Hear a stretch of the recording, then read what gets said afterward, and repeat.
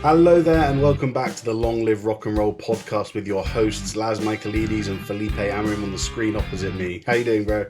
Oh, good man. Good I as hope usual. everybody's Everything doing okay? well. Yeah, man, everything okay. Busy Lovely. as usual. Good, good. That's always good to be busy, isn't it? It is. When you're Um, self-employed, yes. yes, yeah, exactly. Yeah, it's a bit of a curse to be not busy if you're self-employed, isn't it? Yeah, you've got no money. How's life in the country? Fine as usual. Yeah, no problem. You know, when you say life in the country, I always look out to the field. I just feel it's natural. It's like, what's going on in the field? Why? Because I'm in the country. Anyway, but yeah, we are going to crack on today because the last episode you guys heard was us doing our incredibly unique and different and unusual one song analysis of the episode. We did The American Pie by Don McLean, the full song. We broke down the lyrics, we broke down the meaning, we broke down the cultural significance, and it was a great episode, wasn't it? It was amazing. It's the first time we did one song only. Yeah. And he had to be like this, isn't it? Because it's like that song contains so much information. The lyrics, specifically, they have so much information and so much meaning, and the interpretation is so open as well. It can, it could be about many different things, and we Yeah. try to get as many different angles as possible. But we knew that song was worth of an episode, not just a part of an episode. Yeah, It would a be five impossible minute. to do. Yeah, Yeah, no, it you're would be right. impossible to do that song and the rest of the album. So yeah, Imagine. and it's actually interesting now to continue with the album, because the rest of the album uh has nothing to do with that song, in my opinion. Yeah, well, yeah, I mean, there's parts which I think, lyrically and thematically we Yeah. can sort of link together, but you're right, in terms of celebrating or observing the cultural breakdown of America over a decade, none of the songs come close, do they? Um, but let's get straight onto it. So I think I did the album details in the last episode, but I'll do them again. So the name, for those who, I know we haven't officially said it, this is going to be a continuation. We're going to do the rest of the American Pie album. So the name is American Pie by Don McLean, released on October 24th, 1971, recorded between May and June of the same year, recorded in the record plant in New York City, clocking in at 36 and a half minutes. It is a folk rock slash folk album produced by Ed Freeman. Um, uh, we've said the point of the episode obviously is to go straight and do the rest of the songs, but is there anything you did want to say about American Pie? Having done that thing 2 weeks ago, any other bits you had to think about, or any new thoughts Well, come to your mind? I think it's really relevant that he it was a number one album. That's a big thing, Yeah. and it was his second album, so Mhm. there was a certain pressure from the label to do it as quickly as possible, because the first album was doing all right. He was a support act for Steppenwolf, so it's a complete different kind of music. So because he was like not that famous, and the first album did well, so he was starting to climb the ladder of rock and roll stardom. But it's just like he felt like he wasn't really part of it. Like, how Yeah. can you be a support act from a hard rock band if your music is way too folk, but you're not folk enough to be a folk artist? So I Yeah. think Don McLean was in a uh, difficult position musically by the time the album was released, because he still had something to prove. He needed a great album, and yeah, so that's what I think. That's the context in which the album was released. So yeah, and he went gold in 6 months, and stayed Wow. 1 year on the charts, and it's like incredible if you Big. consider. Yeah. Yeah. Um, that's good points you said. I mean, sort of looking at the context musically of what he had to deliver for the label and everything. But in terms of personal context, I want to draw a bit on that because there's some really interesting stuff. So in 1969, he got married as he was very, very lonely. These are his words, I believe. He was very lonely, and so he got married. And he didn't, I don't think he thought straight away that this was the right relationship for him. But because of his loneliness, because of his sadness, he did get married. Come back to that later, I'm sure, with some of the song lyrics. Now, musically, he was influenced by quite a few bands and acts. So he spoke particularly. I saw an interview with him where he really loved the old jazz singers. He was influenced by Nat King Cole, Frank Sinatra, and Ella Fitzgerald. But in particular, he was influenced by their slower songs and the way that they express themselves through singing slow songs. And I find that interesting that he takes from three jazz singers an influence of singing, but only slower songs, which I found quite unusual. We'll see if we can draw on that later. Um, he was also influenced by a band called the Weavers, who were, I'm not entirely sure, they're like a 50s act. And he called them and he got to know about the band by chatting to them on the phone, because in those days in America, all you had to do was look up in the phone book the name of the musicians and you'd be connected. And so this is what he did. He phoned them and he had some conversations with them.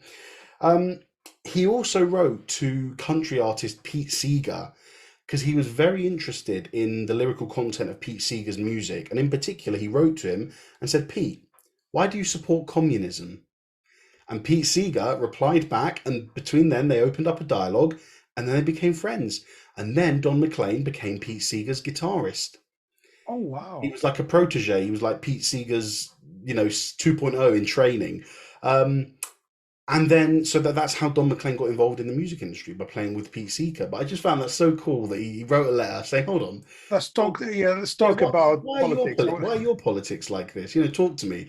And isn't it great because we see so much division nowadays in politics and throughout the world. And there's a big argument here. We are a music podcast, not a political podcast, so we won't go too deep. But there's an argument that the governments want us arguing between ourselves. They want the Democrats and the Republicans arguing. They want the Conservatives and the Labour arguing. But regardless, there is so much argument and division because of politics these days that I really love that was just a scenario where the guy went, "Hold on, I don't agree with you. Why do you support this?" And the guy saying, "Well, just because I do, because of this reason and that reason. Let's be friends."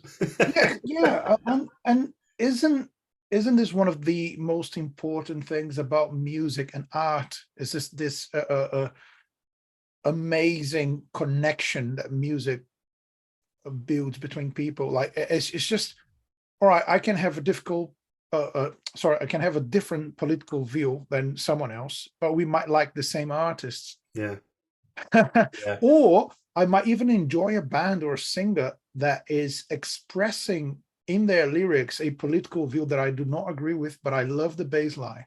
yeah, exactly. So Yeah, that kind of stuff. So the thing about music is it's meant, yeah. I agree with you. Although we keep saying, yes, let's not talk, um, politics or religion or whatever. But in the end of the day, music is about all of that, and I just think there's a room for everything in music. There's endless possibilities of topics to talk about, and nothing should be avoided. If you want to talk about something, I mean, yeah, especially if you're playing rock music, you should be able to say whatever you want to say. But what you're saying about these guys having a conversation, like, wait a minute, you have a certain view that I don't understand. Can we talk about it? Also, can we be friends, even if it's not the same thing that I yeah, believe, whatever. And I think that's it's kind of missing nowadays, sadly. People take different views, and they think everyone who thinks in a different way is an enemy. So why not use music as a conversation starter? So yeah, you can exactly. find whatever you like. There's the same for the other person. So connecting this to the album, there is a lot of history, politics, religion, all of that in his music.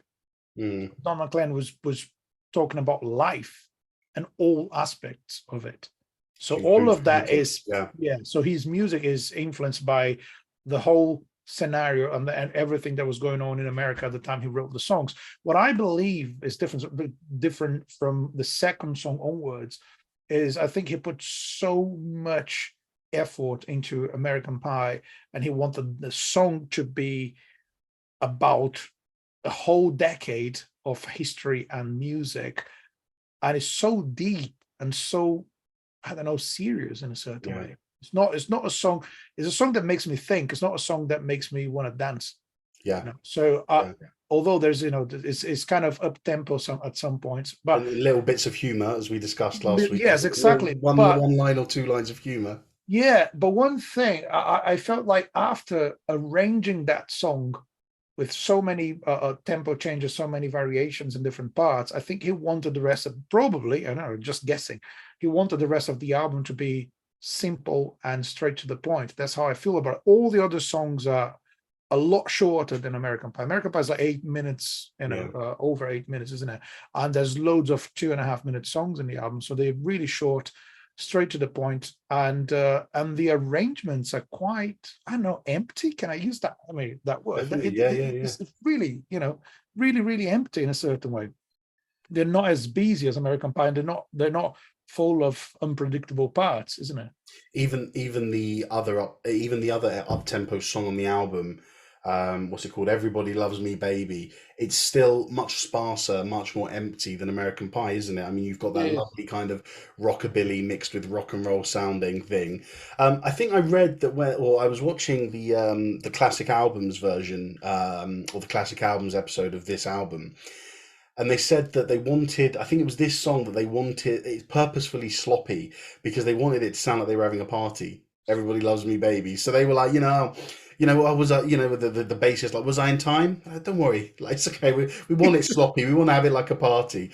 But as the only other up tempo song on the album, it doesn't meet the standards of American Pie, obviously. But then again, what does? But it's just a simple rock and roll tune, isn't it? Nice, simple It country is. rockabilly. It is. I mean, it's interesting. Like, I love that we can just pick in a song and start from it, because, like, as you've mentioned, there's one. Uh, I've got to say, it does remind me of Bob Dylan. Okay. The Yeah. vocals, like the melody, the simplicity of the melody, and it's kind of folk vocals with rock and roll arrangements. That's how Yeah. I felt about it. And and an interesting thing is, that song shows you that he's a rock and roll musician, because it's not folk enough to be considered folk. That's Yeah. really what I believe. He's a rock and roll artist, and that comes the contradiction. You're a rock and roll artist, and you have, I wouldn't say two, 1.5 up tempo songs in the album, right? Because this song is entirely up tempo, Yeah. very rocky. But American Pie is, parts of it are up tempo, parts of it are slow. Yeah, So you yeah, have yeah, yeah, but the literally, amount of it that's up tempo counts as about a whole song, doesn't it? Six okay, minutes. yeah. So let's consider. Let's So say two. based Let's on say two that, up tempo songs. so you have 2 out of 9 songs. Yeah, 9 songs. 2 out of 9 songs that are actually rock and roll enough to Yeah. to make your album be labeled as rock and roll. But what else? What else can he be like? What kind of music could you associate with him? What kind of, if you have to pick one genre to describe his music, it can't be anything other than rock and roll. I mean, other Mm. than rock music, right? Do you mean in the broader sense? Because In there's the also a lot broader of people. sense, Yeah, yeah, okay, yeah, if you have to pick one, like, yeah, are you a folk artist, pop artist, country artist, or, for me, that's rock music, because of that freedom that we keep talking about, because of the variety of styles and the whole album. Even though the songs are slow, well, there's lots of prog rock bands that have that mainly they write mainly slow songs, yeah, so yeah. So I don't think to be a rock album, it has to be heavy and fast. yeah. No, of course, yeah. I think sticking with the non-slow ones, because I think there'll be quite a theme going with the slow ones, Yeah, which you might get into altogether. yeah. The next song I want to talk about, well, I suppose Sister Fatima is kind of part of that slow group of them. What did you think of the song Babylon? um Quite interesting. I think Very it's the one interesting. that I found the hardest one to understand. Okay. Yeah, to you get know your head around. yeah, it's just yeah, there's more layers of instruments and vocals than usually in the rest of the album, and it's taken from the Bibles, it's like partially or entirely, I don't know. It's a phrase. It's a passage from the Bible. From, I had it written down. Psalms. Psalms, yes, Did I from write Psalms. that down? It's a Yeah, psalm, yeah. that's it. Yeah, and it's an arrangement which I found actually. His name. Now I think in the episode I watched, he did speak to his Irish heritage, because Don McLean is quite an Irish name, isn't it? Yeah, yeah. Um, and this could be an Irish folk song, couldn't it? Just the way Should. the melody goes and the sort Yeah. of banjo that's going at the start of it, Yeah. even though it does have that hint of Arabicness, you can hear sort of Celtic vibes there, but as well, just got that little sort of the Arabian movement of the melody, isn't it? Yeah, yeah, it is. Yeah, it's more. Yeah, it's probably for me was slightly harder to digest in a certain way. So it's like I found it more complex, not as complex as American Pie, but more than the rest of the album. Yeah. Beautiful, beautiful melody, and yeah, great idea to take that, part of the Bible and put it and turn into music. I think sounds beautiful, sounds amazing, It feels and like an album closer, doesn't it? Like very it odd, does. unusual. The way that American Pie was so different to the rest of the album, the closer is also quite different, isn't it? Yeah, yeah, I think yeah, and again, the freedom of choosing any topic, because American Pie is it does cover a certain period of history, right? Although there's a lot into it, is kind of limited to a certain uh period of American history and Well, yeah, the music. end of the 50s into the start of the 70s. Yeah. And the other ones, there's the rest of the album, there's loads about love, relationships, and feeling like you don't belong, to in this world or whatever, Yeah.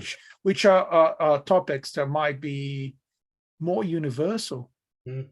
you know. Should we get into them? Why not? Yes, Yeah, good. Do yes. you want to start? I mean, because you seem like Yeah, I you've done a would. bit of Yeah, lyrical analysis, so go on, kick us yeah. off. I do think like, well, so it's an album we definitely have to talk about all of them. So the Yep. second song, Till Tomorrow, um, it feels like it's about an impossible love. It's not meant to happen. Are we ever going to make it happen? And you have that fingerstyle guitar, like slow, and the whole instrumentation of that song is very subtle. Yeah. It feels to me, and that's something that happens in this song, but in most of the album, it feels to me like the instrumentation is just enough. It's like he didn't want anything to get in the way of the vocals. That's That's how really I feel like it. well. That's really funny you say that because when I was watching the Classic Albums documentary, the producer Ed Freeman said, "Do you know what? I was pushing and pushing and pushing to put more instruments on, especially the songs like Till Tomorrow and Vincent.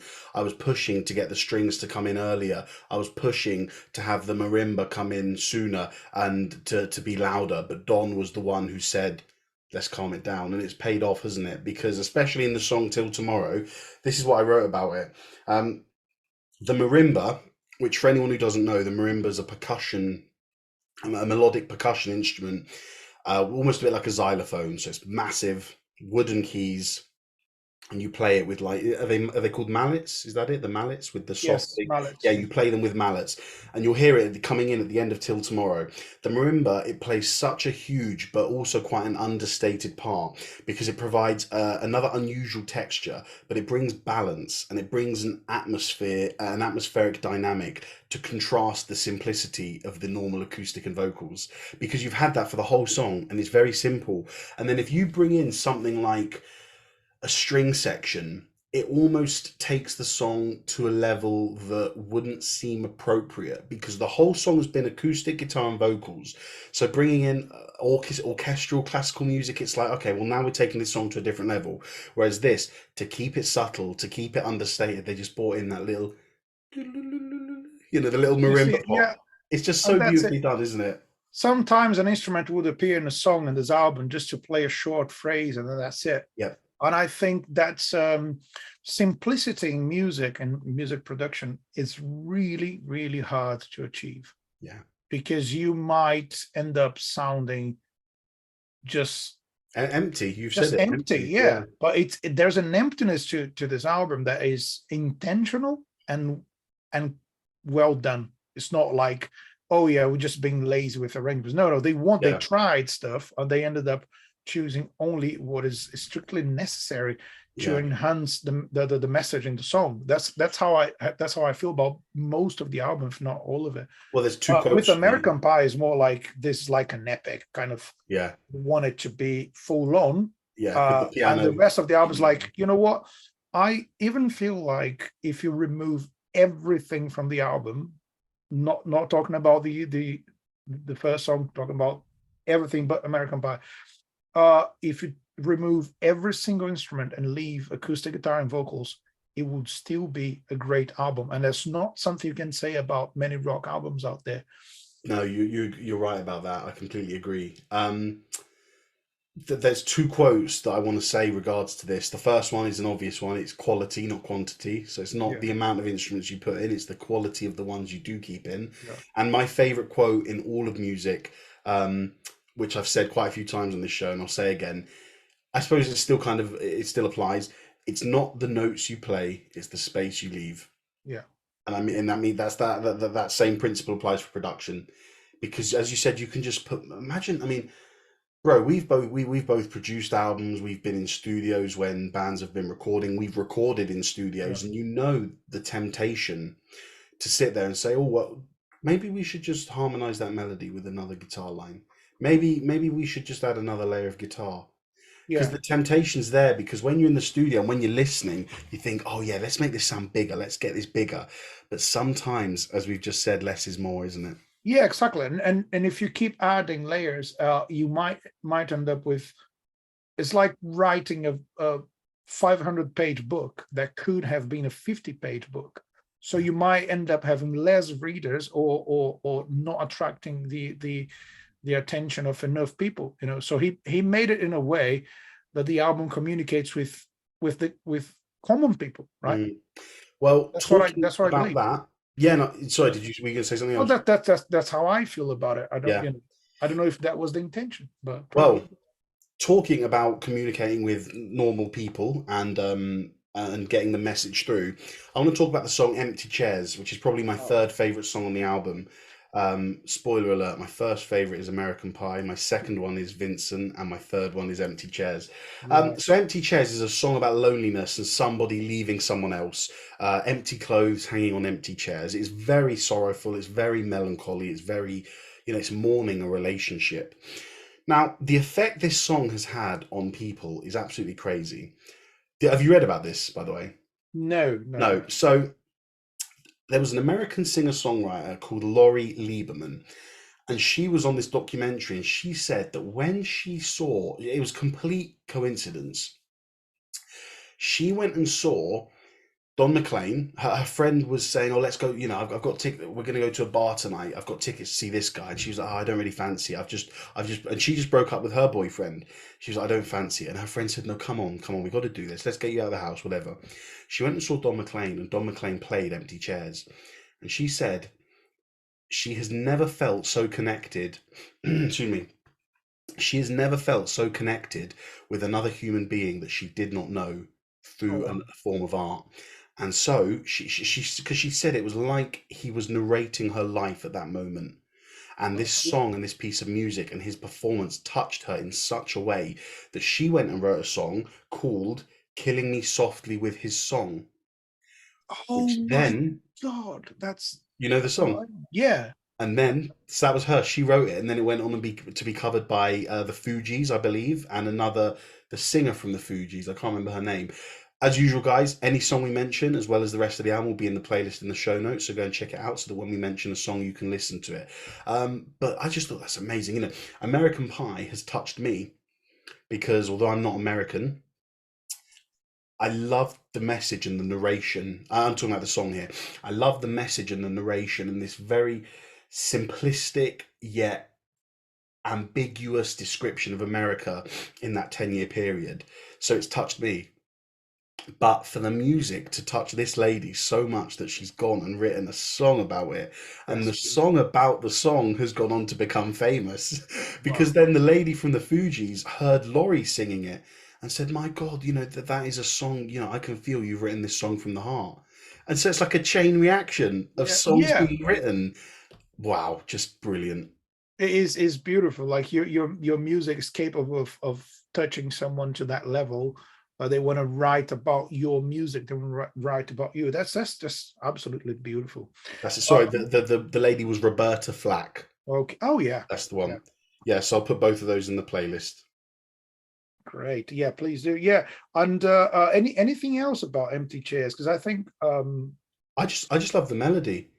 there's something, Um, yeah, there's something about the song for me. I love like that line. I never understood that although you've said you'd go, until you did, I never thought you would. yeah, It's such a common yeah, thing, like taking yeah. someone for For granted. granted. And then you think, well, that person, are they never going to go, are they? So, and it's such a simple thing. I think everyone has been through that at some point in their lives. That's where, he really, that's how he really connects with common people, is that kind of feelings that all of us might have had at some point in our lives, but not everyone can put them in words so clearly and Mm, so poetic like this. So it's just, yeah, it's beautiful. It's sad. It's really sad. I think yeah. uh, um it's I think there's a lot of sadness in the album, and I've mentioned this on the previous episode we did, that I watched an interview with him in which it says he believes artists have to feel pain. They can't try to escape from pain. You need to feel pain and sadness in order to produce your art. Yeah. So you need to suffer in a certain way. So it's quite deep, Yeah. it's, I guess you can't avoid it if you want to be an artist. And I think it made perfect sense to me when I saw him saying that. So Yeah. yeah. Well, another example of suffering that at least I feel it's suffering on this album would be the track 3, Vincent, which is Oh, unusual because how many albums could we talk about where the two lead singles and the two most famous songs from the album are dedicated to other artists? Not many. yeah, Not many. interesting, isn't it? Yeah, We've got American American Pie, Pie dedicated to Buddy Holly, Buddy and then Holly. Vincent, which is dedicated to the painter Vincent Van Gogh. Now, this song, I Yeah, just, it's like American Pie. It's touched me in a way. So let me say another quick thing about American Pie. Even though I'm not American, even though I'm only 28 years old, and I didn't, I never lived through that. I'm not American. I didn't live in, well, I did live in America, but again, that was in late 90s. I never had any any connection to America in that 10-year period that he's talking about. I had nothing, no connection to it. Yet after hearing American Pie, I'm feeling sorry. I'm feeling like I've lost out on those yeah. years. And the same way he's talking about Vincent Van Gogh in this song, I feel emotionally connected to the song. It's such a beautiful, heartfelt song, and it really feels like he's really putting into words and music, obviously, how he believed Vincent was suffering in the years of his life, and it and just makes and you feel for Vincent, doesn't it? yeah, and it's like, and clearly saying that like the world wasn't prepared for him, and like Vincent was so, let's say, ahead of his time, Yeah, and so deeply connected with art that people would not understand him. I mean, maybe yeah, not even after he died. So it's sad and it's beautiful. I think so. He wrote the song after reading a book about Van Gogh, written by his brother, oh really, and then his he his had the brother idea. wrote the book. No, Van Gogh's brother. Oh, Yeah, I think I that's it. thought Don McLean's brother. I thought that's odd, Yeah, I isn't think I it? didn't I didn't like Sorry, I didn't yeah. say it Sorry, carry clearly. on, Yeah. dude. So he read the book and he had the idea for the song, and so here's one quote from him from an interview. I took his most famous painting and used the colors and the energy and the forms and everything to try to grab hold of what I perceived to be his essence as a human being. Brilliant. See how Can I, beautiful can it's I, not his essence as an artist, his essence is as a a human. I want to add one quote from another interview to the quote you've just said, or I'm surmising his quote. Don McLean wanted so when he wrote this song, he was looking at the painting of Starry Night by Yeah. Vincent, obviously, and he wanted to let his imagination and musical ability take him, as you've said. He wanted a feeling of wind going through the song and airiness flowing through his music. Now, when you see a painting as beautiful as that one, and you think, try to write any sort of description Yeah. of a beautiful painting, because for me, Yeah. writing about paintings is really harder than having a podcast about music. Yeah. You Exactly. know, Yeah. because you can discuss music for hours. It's fun. It's easy to talk about at some Yeah. points. But to describe a painting, it's hard work. Imagine writing a song about a painting and actually try to explain how you feel about the artist's feelings. You're Yeah. describing someone else's feelings based on what they've painted. Based on a Uh, vision, like a yeah, so visual for cue. me, this song is an artist connecting with the soul of another artist through his work. Wow. Yeah, It's great point. it's just it's just absolutely beautiful. Yeah. Fantastic. That's a really good point, man. One thing I wanted to talk about this song as well was isn't it just like a lullaby that you might hear at night? You know, I can just imagine, you know, I can imagine it being the song that a lot of fathers might sing to their kids before they go Yeah. to sleep.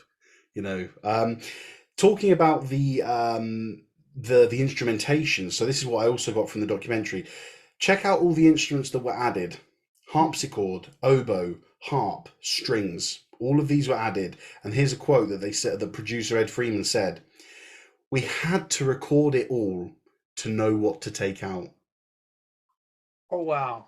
So So that's like the furthest extent of our quote, isn't it? It's like less is more, but let's put more in so we know how much less to finish it with. I'll tell you this, and that's for anyone who's not familiar with recording and producing music, that's more common than you might think.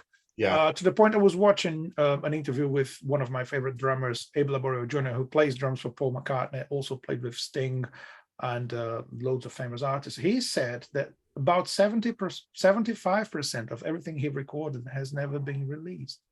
wow, Different takes that never became the song, yeah, entire songs that were just not never made it to the album. So that happens with arrangements. No, so you record a lot of stuff and then you decide to, no, I'm not going to use this. But again, if you only have them in your head, it's not enough. You need to hear it and then say, yeah, no, this doesn't work. Also, you need to not be controlled by your ego, because you might have recorded such a beautiful melody or riff or something. Say, no, this is great, but it does not work for this song, and yeah, I'm going to take it out. So that's not an easy decision to make, and I just have the feeling that they made all the right decisions for the whole album. yeah, yeah. You know, There's not really a moment where you think, oh, do you know what, this song could be better if this happened. You can tell a lot of care has been put into it, and actually, when you hear him talk, Don McLean, when you hear these interviews, he is a very confident and forthright man. He knows what he wants.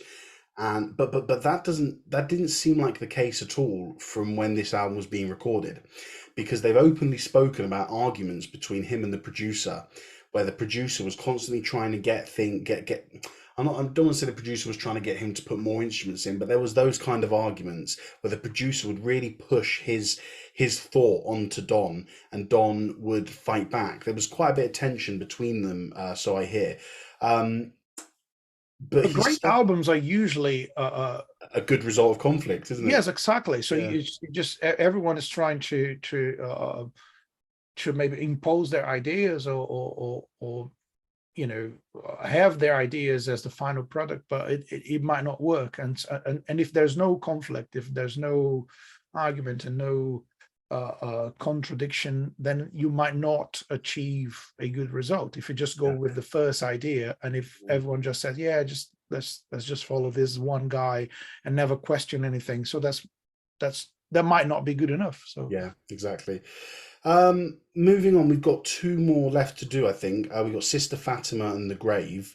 yeah. Unless there's any others I haven't. Well, there's a lot of well, we didn't talk about all of them, but I actually want to talk a little bit about this the song Crossroads. Oh yes, we The forgot. Yeah, sorry, my bad. Yeah, go on. Yeah, Let's because listen. yeah, we're not following the order, so we Yeah, might yeah, just we go. might Yeah, forget a go couple of things. Crossroads for me is there's a lot about and I don't have the lyrics right in front of me now, so I'm gonna, which is good because I'm gonna tell you my impression of it, what I actually believe it is. So it has to do with feeling like you don't belong in your reality, and you've heard of people like you, but you never met anyone like you, and then you you you just can't find your place in the world, and then in your pursuit of finding that place, you take the wrong way many consecutive times, and it's just like, but it doesn't really matter, Yeah. as you know. And in the end it feels like he found someone, and they both, taking the wrong way again, taking, the wrong direction, but it doesn't matter because we're here, we're together, and and we need to try, we need to go, you know go through paths that we don't know. So Mm.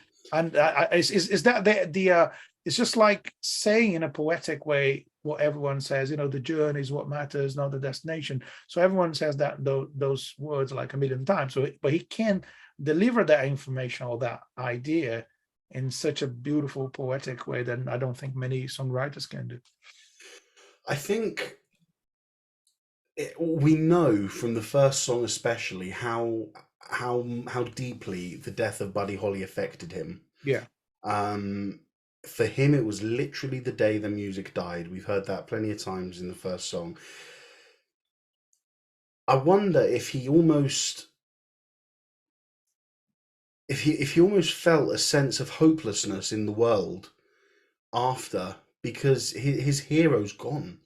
I mean, I'm in a position now where a heavy metal band I listen to, a band called Polaris, their guitarist died a few weeks ago. He was 26 years old, and we don't know what happened. Sad. And it's just, you kind of like, and the thing is I'm really upset about it. And I like the band a lot. I've seen them at a festival a couple of weeks ago. They're not by any means my favorite band, but they're a band that have had an impact on me. And so for one creative aspect of that band to have so tragically and suddenly died is quite upsetting. Yet Buddy Holly was a like a huge figure in Don McLean's musical world, musical life. So what effect do you think that had on him going forward? Well, I think that's it makes you question, like, is it worth doing anything? And what's the whole meaning of, going out there and trying really hard to achieve a musical career, and get somewhere with your music, and you're going to die. You might even die in a tragic way. You might have wasted your whole life trying to do something, whatever. I think there's a lot of that, and there's a lot of if you admire someone to that level and they die, um, it does leave that gigantic uh, empty space in your heart, and you just don't know what to do about it. There's nothing you can do about it. But there's also recognizing the legacy that that person has left. Hmm. And I think the fact that I think he found a way out of that sadness, or a certain relief for it, by writing songs about it. Okay, Yeah. I'm sad, I'm suffering, but I can make music out of it. That's a legacy as well. So he's leaving his own legacy based on someone else's legacy, and I think that's beautiful. That's like And we said with Empty Chairs. Part one person sees a song, writes another song about that yeah, song. They exactly. cover that song based on the It's a cover. chain, as I said, it's a chain of events, and it will Yeah, never end, because true artists will never stop writing songs about their feelings. And yeah, there's nothing more human than that. There's nothing more natural than that. If you're an artist, you're not going to just talk about what you're feeling. You're going to put it down in words, and you're going to release as a song. And yeah. I think he did that so well. One song that is particularly sad is "The Grave." This is the Mm. song, the one before the last, Yeah, yeah. song number 8 on the album. Sorry, And there are 10 songs, including oh, American 10, Pie. sorry. So Yeah, that's so this is track 9. yeah, and track 9, sorry, yeah, got the wrong counting That's here. okay, yeah, no So problem. so The Grave, uh although there's a lot in the album, there is open to interpretation, and he wanted his music to be interpreted by people in any way they wanted. He said that quite a few interviews like, Yeah. I don't want to explain my songs in detail. I want people to, make whatever they want out of them. Yeah. But The Grave is very clear. It describes in detail a horrible death in the battlefield. Yeah. And He had a it's, dream, didn't he? yeah, and it's just, and there's a line, "The earth is my grave," and that's really, really, really sad when you think about it. People die in the battlefield. So, my favorite line from that song is, "Eternity knows him, and he knows what we've done." So, about like countries, or not countries, governments, and Yeah, the yeah. military sending young men to battlefields to die. And it's like it's just one of those things that we talked about this last time. Like, he hasn't stopped, still happens, and it's still shocking to me that people die in battlefields up to this day, and it seems like there's no end to this. And the fact that he put that in a song in such a, that was for me straight to the point. "The earth is my grave," and describing how the young man is dying in the battlefield. It's Well, sad, but yeah. it's like, the thing is, why maybe I would avoid writing about this, because it's so, I don't know if I could. I don't know if many people could write about such a sad story and make it sound beautiful. He makes Don McLean's music turn sadness into something beautiful. Yeah. Yeah, that's a really great point. That's a lovely quote there, because it really does. This song he wrote, if I'm not mistaken, about the Vietnam War, obviously, Yeah, because we're at the height of the war at this stage, 1971. Um, I've said this loads of times recently because we've done quite a few albums about America during the 70s, so Vietnam comes up a lot, and I'm watching this really fantastic documentary by Ken Burns on it called Vietnam, or the Vietnam War or something, and just gaining an insight into all the stuff that went on outside, even outside of Vietnam, in terms of the politics behind it. And you can see why people like Don were upset about what was going on. yeah. He went, he was sent, he went to be drafted into the war, but he got sent back because of his asthma. Oh, wow. So he didn't go to fight. And I think in the weeks after that, when yeah, don't quote me on this, because I'm most definitely not correct. I'm just saying what I've interpreted. I think in the weeks after he came back, he felt a sense of guilt because he was seeing on the news all these people his age dying, and he had a dream about an Irish soldier, Oh, I an see. Irish American soldier who went to Vietnam and died on the front line within like a week And of that's where the song came from. Yeah, my earth is the earth is my grave or something. Yeah. yeah. Deep stuff, isn't it, man? It, Really. there's I think this album is mostly sad, but there's a certain balance. Some parts of the song "American Pie" and some other parts of the album are a bit more like optimistic Mm, and happy, I would say. But it's, for me, it feels mainly like about sadness and hopelessness. But um I was listening to this again this week on headphones. So I was listening to it today on headphones, traveling around town on the underground, and you can't think of something less poetic than being on the underground in London. yeah, It's like, it's the wrong kind of music, isn't it? in the heat in a crowded train, but you put your headphones on and you listen to that acoustic guitar and to those beautiful lyrics and melodies.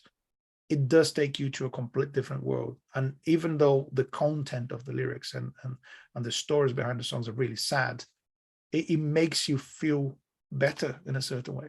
Mm. Makes you, I think the same way he's talking about how tragic was Van Gogh's life, but how beautiful was his art.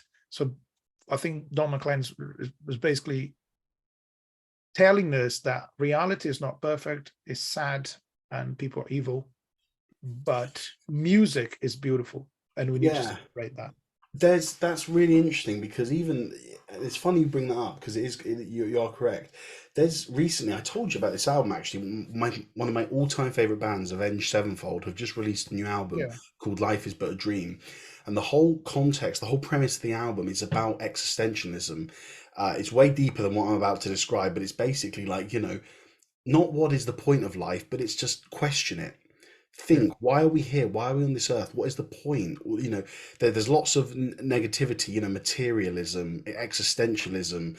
Um, but on top of that, there's a positive song about how, despite all this stuff, love will go on forever. And it's so funny because I've been dealing with that kind of question in my life over the last 2 or 3 years, just questioning, ultimately when I think, listen, I'm like anyone, I'd love to earn as much money as possible. And whenever I have a nice amount of money, I want more because, they say money can't buy happiness, but who are they oh, kidding? Money can yeah. buy you a comfortable and a lovely life. But in the end, you can be the richest man on the planet, but in 100 years, that's not going to matter. No, In 1,000 years, it's not going to matter. And so this album, this Avenged Sevenfold album, we were listening to it, and and so me and my wife Dash, we listened to it, and she's been having these thoughts as well, but she's only started thinking that way in the last 6 months or so, and I've been thinking about it for 2 years or so. We listened to the album together, and we had the lyrics in front of us, and we finished the album, and she said, "This makes me so sad," and I said, "This makes me so happy." Because we're both on the same journey in yeah, terms of figuring this existential question out. But I'm 2 years down the line than her. So I've gone the full circle. I've gone, oh, this is so depressing. Oh, do you know what? This isn't so yeah, bad. I get what they're talking about. Wow, I understand it. So when I heard them sing about this song, sing this album, I was like, I get it. And Dash was still at the bottom part where she was like, "This makes me so upset." So it was just funny how we're both on these different journeys, but we both interpreted the same album to different extents because the lyrics meant different things to both of us, even though it was one premise. yeah, And I think the same can be said here for Don McLean, how we can interpret these things. We can come away from Vincent feeling really sad about this man's life. We can come away from American Pie looking back on what America could have been, how had this not happened, had that not happened. But I think an important thing is to look and say, whatever happened, whatever has happened in the past happens. You've got to look to the future. And I think a large part of this album, I've written something about this in my monologue for the end, but a large part of this album is it's like looking back and looking at what could have been, but at the same time saying this is what's here now. Let's look yeah, at this for example, okay? One critical element that I think we mentioned in last episode, but we haven't actually mentioned today. So let's look at a brief sort of summary of music at this time. 1971. The Beatles have broken up. yeah, Each Beatle is now on a solo career. yeah, This was happening more. The rise of solo singer-songwriters coming up. You've yeah, got James Taylor, Carole King, Don McLean doing it in America, and you've got Elton John, Cat Stevens, John Lennon, George Harrison, Paul McCartney all doing it in the UK. You've got these singer-songwriters coming up. The year before this album's released, three key musicians die: Hendrix, Joplin, Morrison. wow, I think that I know he hasn't written a song called Jimmy like he's done a song called Vincent, but I think generally you can look at this album as Don McLean turning his head, looking back at the past and thinking, wow, a lot of stuff has happened. yeah, Vietnam, this, that, these deaths, Beatles breaking up, whatever. But he's saying this is the way, forward is the way. yeah. Because we can't let the past Well, stop us in our tracks. you can't bring Buddy Holly back to life, but you can write a beautiful song about him. Yeah. So that's basically what he's done. And you might feel really sad about Van Gogh's life, but you can appreciate his paintings, Yeah, and you can exactly. also write a beautiful song about him. Which, so Exactly. I think this album. I must tell you that I wasn't familiar with the album, just the two singles, and when you suggested it, I didn't know what to expect, and I loved it. I loved Oh, every brilliant. single part of it, the whole I'm glad. concept, the lyrics, and it's just it made me slow down every time I've listened. So living in a big city and you never have time for anything. Every time I've listened to it over the last 2 weeks, I would simply slow down, take it easy, take a deep breath, and enjoy my day. Because yeah, that's the feeling that the album uh, uh, brought me, and it's Yeah. yeah, amazing. Really, thanks for that, brother. That's okay, no problem. Yeah, a quick note, just about the grave is actually this song got a sort of another wave of famousness because in Yeah. 2003 George Michael covered it as a Oh, wow. protest against the US in the Nice, Iraq Wars. interesting. Yeah, so it was a I very didn't know became a that. very Put political that song. put that on the description as well. So yeah, Yes, of course. Yeah, I'll put I that. need to check that out. I never heard his version of it. Yeah. Cool. The only song we haven't touched, we've got two we haven't touched. Winterwood, which actually I think is a lovely song, but I haven't made any notes. I think it's just a really For good me, song. it's the well. There's more percussion in that one, and for me, it's the happiest song in the album because it it's about well, he mentions lots of nature in it, but it's about feeling naturally happy in someone's presence. That one, Yeah, I don't see anything negative about that one. That's just a yeah. beautiful love It's the odd song. one I out. think, yeah, it does bring a lot of light in this, like in the middle of the darkness of some of the songs in the Yeah, album. But when I say darkness, I mean the themes might be I sad, know but the what you mean. songs are Yeah, all beautiful. yeah. Yeah. The last song then is Sister Fatima, and I found this one really interesting because actually, do you want quickly? I just want to talk about his guitar playing because the guitar playing is phenomenal, isn't it? He is It just is. a master of it. And I'll put a playlist. I'll put a song in the playlist, but it almost has a classical vibe, doesn't it? Yeah. It feels like I know that there's folk guitar players. I know you've got people like Cat Stevens and James Taylor who do their kind of folky guitar thing. But then you've got the other end, you've got the kind of classical guitar playing like John Williams. He's a Yeah. fantastic. And it feels like Don McLean's kind of sitting in the middle. His playing is so accurate. Yeah. It's so perfect and he plays so softly and delicately. It really In a feels like time it's not just where yeah. you actually had to play well, there's no, Yes, the exactly. editing and all the technology we have nowadays, uh they definitely didn't have in the past. So if you're recording acoustic guitar, and if you want to do one good take of it, you need to have a good Accuracy and technique, and precision. he had one. Yeah, he had it. Yeah. But just sorry, go back to Sister Fatima. Yeah. I thought this was really interesting, this song, because it really played with the harmonies and the Yeah. chords, very unusual. Whereas the other songs did have changes, when you think of Vincent, it's all quite sort of the music is quite consonant. Although the lyrical content's quite sad, music agrees with you until a certain section is now I understand, and then it goes minor. Yeah. There's loads of changes like that through the album, but Sister Fatima in general had very unusual chords, almost jazzy Hmm. compared to the rest of the album. You've got dissonance in the verse with the violins clashing with the guitar and the voice, but then it resolves quite nicely, which again is the premise of jazz: create Yeah. tension and resolve it. And so you can hear his jazz influence right there, Yeah. which Exactly. which we The mentioned. guitar solo of that song, again, very unusual harmonically. And I think it actually provides a nice break in the album. Because as good as it is, it's on a consistent path. Like you're staying, I'm not saying it doesn't get better or worse or anything, but you stay on a consistent path and the songs have a general feel to it. But this one's really weird and it kind of breaks it up. It's almost psychedelic that it kind of just pauses for a minute in terms of what we're used to.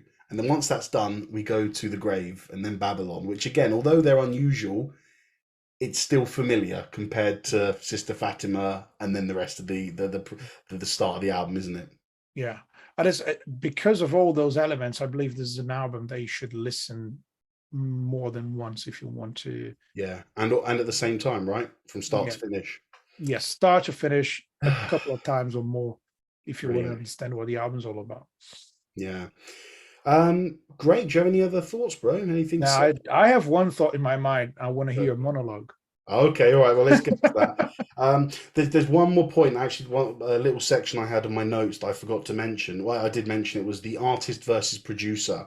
Yeah, I said lots of arguments and heated debates over the arrangements and instrumentation. yeah. But one thing I did forget to mention was Ed Freeman, the producer, in this documentary.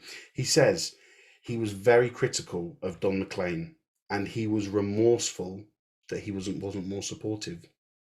Wow. I watched, this isn't a quote I read, I watched him say it from the documentary. He said, you know what, I could have been more supportive. I was very critical of him. I thought he was just kind of this young up and comer who thought he knew it all, but actually, it turns out his ideas worked. Well, maybe, So, but maybe his, maybe him being harsh to him, it really pushed the boundaries. like It's we part of said, it. it could have produced, couldn't it? This Yeah, conflict could have exactly. produced. Yeah.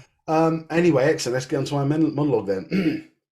So for me, Don McLean has presented us with an emotional roller coaster of an album. Through the highs and lows of his lyrics, we are taken on a journey of love, admiration, death, sorrow, mourning, and the beauty and downfall of America. Whilst it's quite a melancholy album, there are also lots of positives in there too. I think the album has a general theme slash feeling of looking back on days gone by with fond memories and not knowing what the future holds. For example, the breakup of the Beatles, the deaths of Hendrix, Morrison, and Joplin, the Vietnam War, but turning to see the fresh pastures up ahead in the future. For me, the softer songs, American Pie excluded, are the highlights. The first reason for this is the tone of his voice. It's just so soft, warm, comforting. And secondly, the melodies. They're never as simple as other melodies in this genre, in this kind of Americana singer-songwriter genre. They always take you on a journey. I find them so interesting. And my favorites are American Pie, Vincent, and Empty Chairs. It feels like a humble album. It doesn't feel like he has tried to change the course of music with this album, yet the results and inspiration this music has given to countless other songwriters speaks for itself. A remarkable album, and if we're being honest, it probably stands up as the elite because it's got that one song, American Pie, on there. But if you dig deeper and you look into the lyrics, you'll see that lyrically and musically, this album really is one for the ages. Amazing. I think, yeah, again, you were spot on with that, Thank you. and I see here. I think you captured the balance that the album represents between sorrow and hope. Yeah, And it's that's it, isn't it? Because, like, we've said it, we don't need to repeat it, but whilst we can let the past dictate how we feel now, there is the future to look ahead to. yeah, it's so cool that you say that, like looking at the window, Yeah. staring at the fields.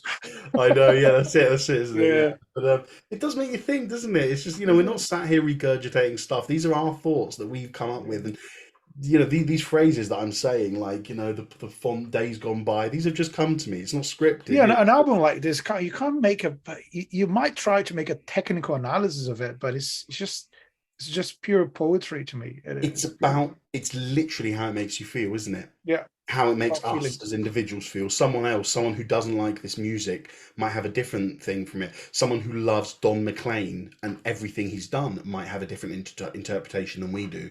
But us, just having heard this one album, with the research we've done, with what we did about American Pie, the song last week, this is our takeaways from it. And yeah, And we that's hope rock and you've roll. enjoyed.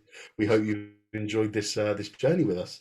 It feels quite deep. I feel quite emotionally It exhausted does. So let's having talk talked about about it. something lighter now. Let's say I Yeah. just want we said this a million times. So if you're listening to us, find us on the internet Yeah, yeah, go on. Do what everywhere, Felipe everywhere. said. Make us happier now, because we're a bit down after Yeah, a talking bit about down. American Pie. So if you can make us happier by going and give us a review on Yeah, Spotify or Apple Podcast, then that would be greatly appreciated, and the smiles will come back on our faces. exactly. But in all seriousness, guys, yeah, thank you for tuning in again and listening to another episode.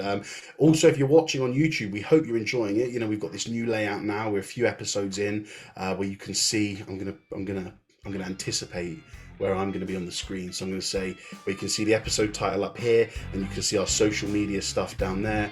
We hope you like the new layout and the new thumbnails and titles we're doing and everything. We're really glad and happy to sort of re-energize our YouTube channels so that those who prefer visual experience can sit and see our faces whilst we chat, and it's just a bit more involved than just sitting and listening. So yeah, go ahead over to YouTube, hit like, hit subscribe, and you'll never miss out on an episode. So yeah, once again, thank you for joining, everyone.